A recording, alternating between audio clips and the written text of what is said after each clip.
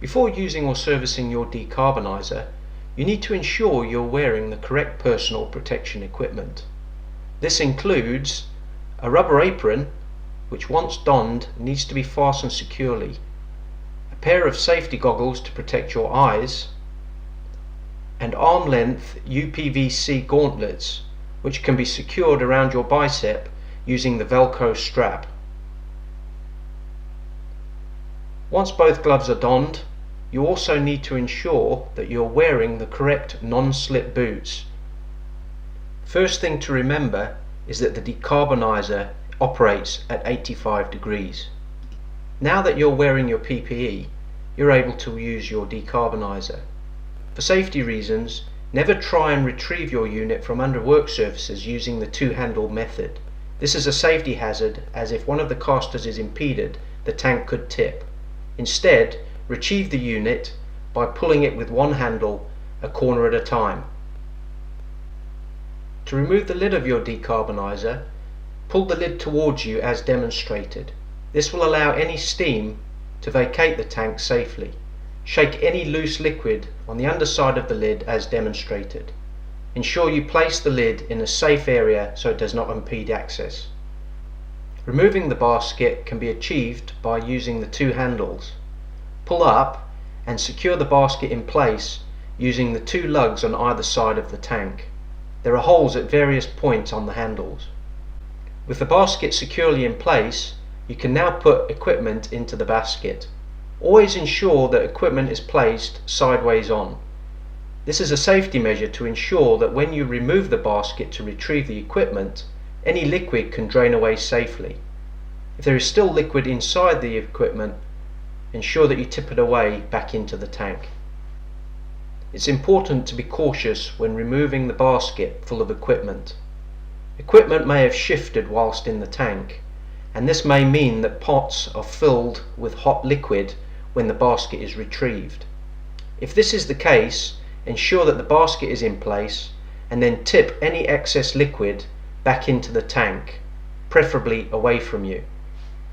Once you are ready to lower the basket back into the decarboniser, pull the basket up using the handles, pull the handles in and lower the basket in a controlled manner back into the tank. For added safety, it may be best to retrieve the basket using two members of staff. Retrieve the basket as shown. The same can be said when lowering the basket back into the decarboniser. Again, use the method shown. Once you have loaded or unloaded your decarboniser, place your decarboniser back in place cautiously, ensuring that the casters are not impeded by utensils or the electrical cable. Before servicing your decarboniser, you need to ensure you're wearing the personal protection equipment mentioned earlier in this video.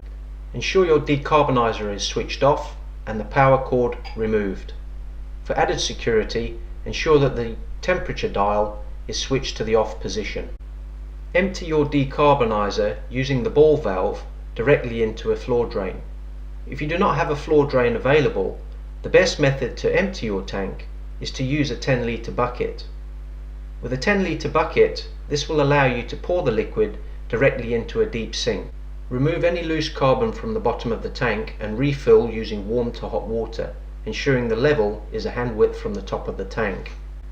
At this point, it's a perfect time to check the power cord for damage. If this is the case, you need to ensure you report it to your manager immediately. Our decarb powder, once in the tank, is non-caustic. The amount of powder you will need will depend on the size of decarboniser you have. Remove the plastic bag from the Hessian bag and pour the chemical directly into your tank. In order to help with the dissolving process, use the basket as shown. Once you are happy that the decarb powder has dissolved, plug in your decarboniser and power it on. Put your decarboniser back in place, ensuring the casters are not impeded by utensils or the power cord. That concludes our short training video. In summary, here are some important pointers to remember. Always ensure you are wearing the correct personal protection equipment before using and servicing your decarboniser. Be careful, the liquid is hot. With it operating at 85 degrees, there is a serious danger of scalding. Also, never move the decarboniser by pulling the unit towards you using the two-handle method. Remove the lid by pulling the lid towards you. This will allow any steam build-up inside the tank to escape safely.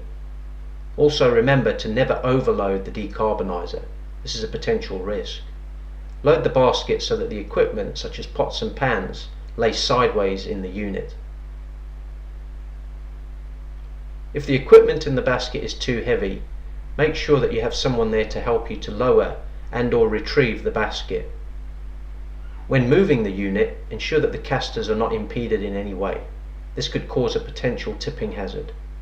When servicing the decarboniser, ensure the power cable is disconnected and powered off.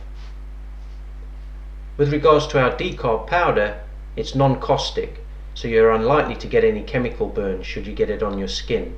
However, the best course of action, if you do get it on your skin, is to wash it off with soapy water.